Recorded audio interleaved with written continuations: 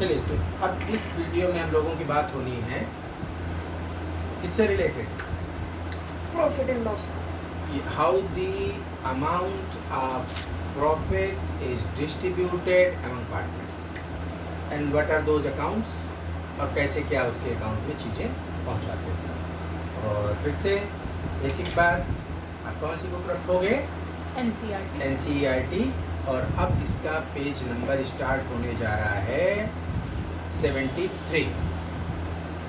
ठीक, पिछले में हम लोगों की पार्टनर्स के कैपिटल अकाउंट की बात हो गई कि what are the transactions of a partner with the firm and how those transactions are recorded, how those transactions are going to affect partners capital and current account. ठीक है, तो इस केस में अब हमको देखना है कि प्रॉफिट का डिस्ट्रीब्यूशन पार्टनर्स के बीच कैसे करेंगे। कुछ चीज़ें आप लोग दिमाग में ले और फिर हम इसकी बातें समझा देते हैं कि एक तो हम लोगों की बात हुई कि पार्टनर्स आर, जो बहुत इंपॉर्टेंट है, इसका बिल्कुल स्लोगन है, partners are not entitled to get any remuneration from firm except profit. यानी पार्टनर्स का कोई इंटाइटलमेंट नहीं है किसी भी तरीके के रेम्यूनरेशन का। रेम्यूनरेशन में क्या था? Salary, bonus, commission, interest on capital, कुछ भी वो नहीं मांग सकते except share of profit. Clear? Unless it is given in partnership deed. वो केवल इसके लिए कब मांग सकते हैं, कब उनका इंटाइटलमेंट हो सकता है? only if it is given in partnership deed and it is treated as appropriation of profit, not as a charge against profit। ठीक, समझना बहुत ध्यान से। अब इसी की हमारी बात होनी है। चार्ज अगेंस्ट प्रॉफिट क्या होता है? अब जैसे हमारा जो ट्रेडिंग प्रॉफिट लॉस बनता है, तो ट्रेडिंग अकाउंट बना, ट्रेडिंग अकाउंट से ग्रॉस प्रॉफिट आया, ग्रॉस प्रॉफिट यहाँ ट्रांसफर्ड। अब इसके बाद में अब ये हमारे ग्रॉस प्रॉफिट से जितने भी इनडायरेक्ट एक्सपेंसेस होते हैं वो सारे इसमें दिखाए जाते हैं, जैसे expenses related to office, administration, selling and distribution, ये सब कुछ दिखाए जाते हैं। ठीक, फाइनेंशियल चार्जेस, ये सब क्या बोले जाते हैं? Charge against profit. इनको चार्ज अगेंस्ट प्रॉफिट क्यों कहते हो? इनको चार्ज अगेंस्ट प्रॉफिट हम इसलिए कहते हैं क्योंकि चाहे हमारे बिजनेस में प्रॉफिट हो या लॉस, हमें ये खर्चे देने ही देने। अगर इनकर हुए तो आपको पे करना ही पड़ेगा। अब जैसे सैलरी टू स्टाफ है, ठीक है, सैलरी टू स्टाफ है, तो क्या अगर फर्म को लॉस हुई तो फर्म ये कह सकते हैं कि भाई इस बार तो लॉस हो गया, इस बार आप लोगों को भाई सैलरी नहीं देंगे। Is it possible? नो, नहीं, no. Is it possible? No. Reason being, you have to pay that amount because that is a charge against profit. वो आपको पे करना ही करना है। It is your absolute liability. आपको वो देना है because that belong to outsiders. वो आपको देना होगा, है ना, उसमें नहीं बच सकते। अच्छा, अब बात आती है, ये सब तो हमने यहाँ पे दिखा दिया है। इसके बाद जो नेट प्रॉफिट बचा, this profit belongs to owners. ये किसका है? ओनर्स। किसकी पॉकेट में जाएगा? ओनर।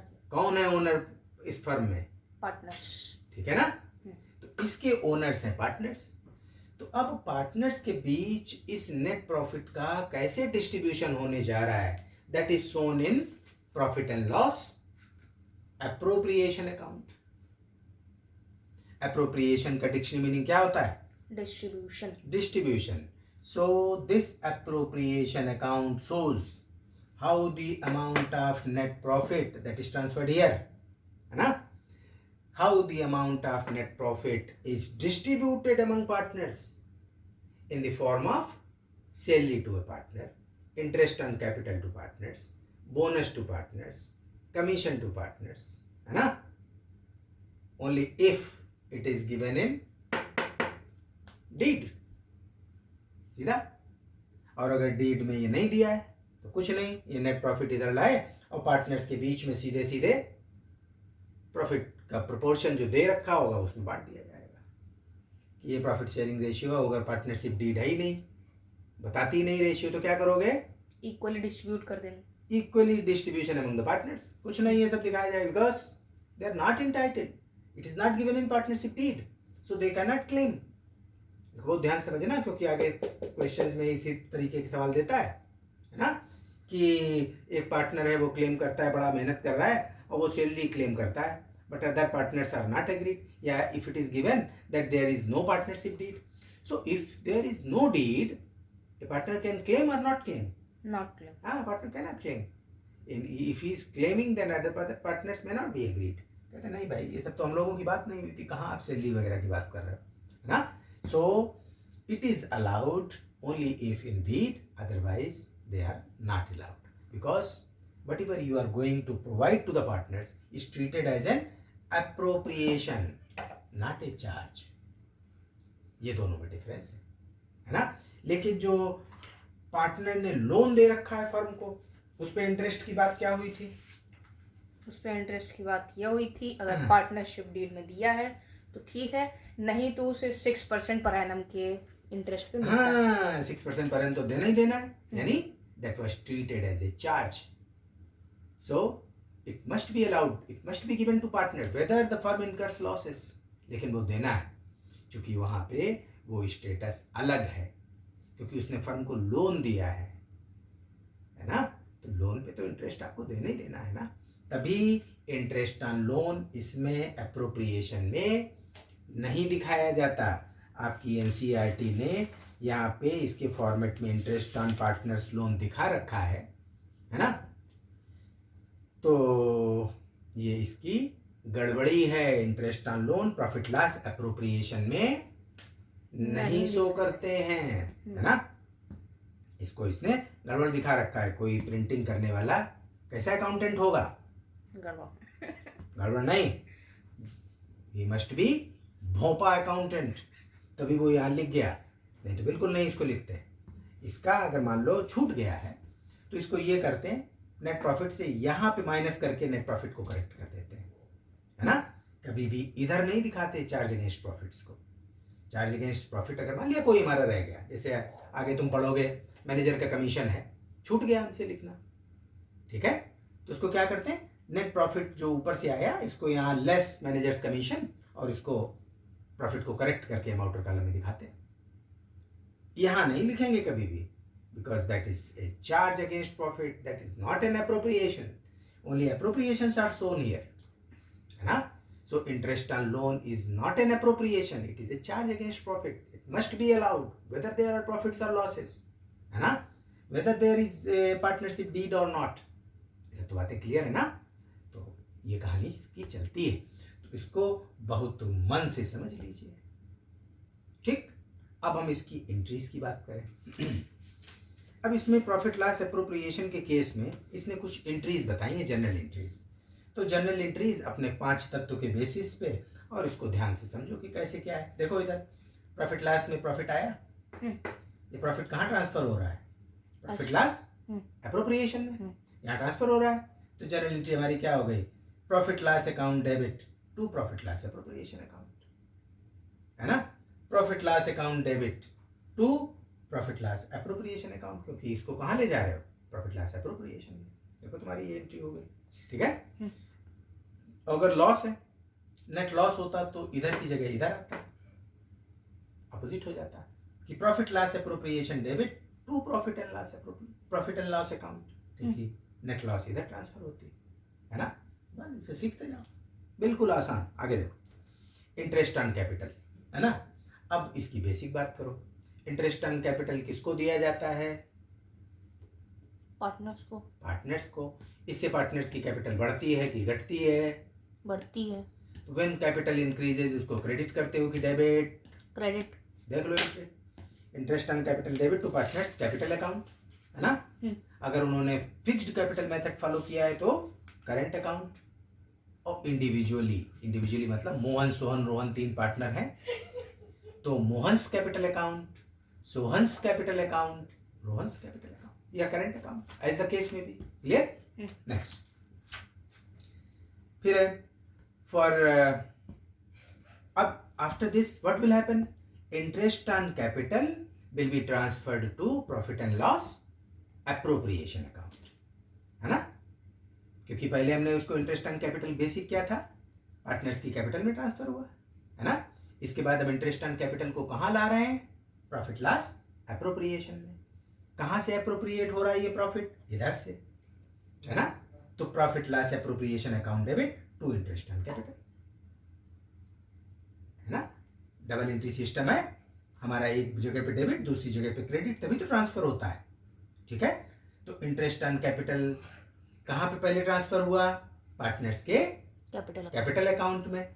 उसके बाद इंटरेस्ट ऑन कैपिटल को आप कहाँ दिखाने जा रहे हो, profit and loss appropriation account में। तो इसकी जो ट्रांसफर एंट्री कर रहे हो, so profit loss appropriation account debit to interest on capital. ये सभी के केसेस में होगा, एक बात समझ लो, आप करते चले जाओगे। इंटरेस्ट ऑन ड्राइंग्स, ये इसकी अपोजिट बात है। इंटरेस्ट ऑन ड्राइंग्स पार्टनर्स से चार्ज करते हो कि उसको अलाउ करते हो, चार्ज करते हैं। तो जब इंटरेस्ट ऑन ड्राइंग्स पार्टनर से चार्ज करते हो तो उसकी कैपिटल बढ़ती है कि घटती है, घटती है। व्हेन कैपिटल घटती है तो कैपिटल को डेबिट करते हो कि क्रेडिट, डेबिट। बस देख लो इसको, partners capital, partners current, debit to interest on drawings. कोई समस्या है ना।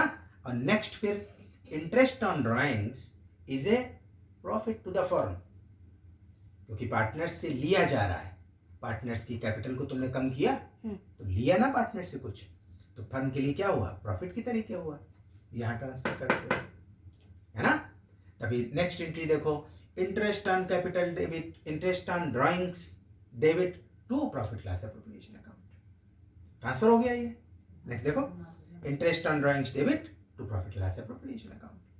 पार्टनर की सैलरी, है ना, इसको अगर ध्यान देना चाहते हो, इंटरेस्ट ऑन कैपिटल की तरीके चलेगा। तो पार्टनर्स को जब सैलरी दे रहे हो, so how it is going to effect, partners are charged और partners are allowed something, allowed. So how it is going to affect partners capital account? It increases the capital. It increases the capital account. So when capital account increases, it is credited or debited? Credited.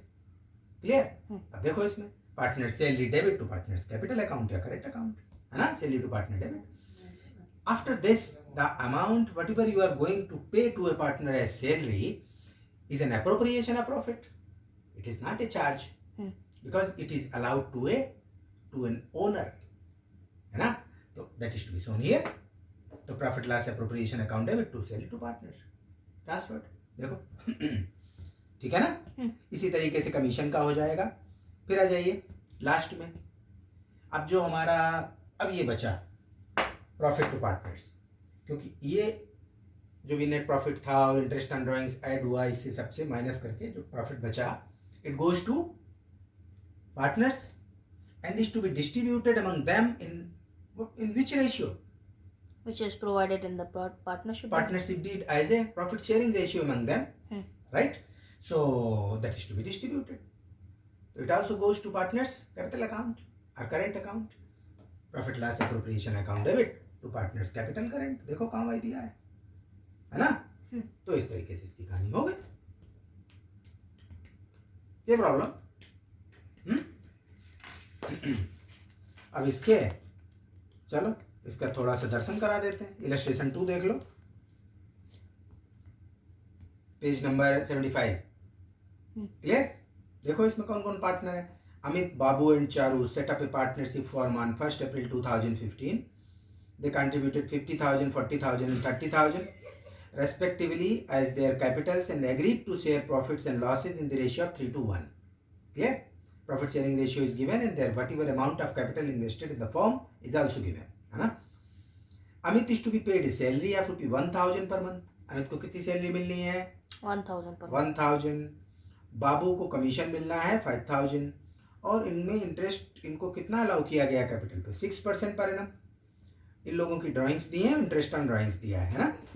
इसके बाद the net profit to the firm during the year is 35,660 ये दिया है। तो क्या दे रखा है देखो, नेट प्रॉफिट 35,660 इधर आ गया, इंटरेस्ट ऑन ड्राइंग्स इधर आता है, इधर लिखा हुआ है अमित बाबू चारू, इनका ये आ गया। इसके बाद whatever you are going to allow to a partner charge, है ना। तो देखो अमित की सैलरी, बाबू का कमीशन इधर, फिर इंटरेस्ट ऑन कैपिटल जो भी कितना परसेंट था, 6% था, तो 50,000 का 6% फुल ईयर का। तो ऐसे करते हुए पूरा निकाला गया, बाद में जो प्रॉफिट बचा वो डिस्ट्रीब्यूट हो गया। क्लियर है ना। अच्छा, इसमें कुछ चीजें आगे तुम लोग पढ़ोगे तो ध्यान रखना, इट इज एन एप्रोप्रिएशन। ठीक, appropriation of profit is allowed, या appropriation of profit is allowed among partners to the extent the amount of profit available to the firm।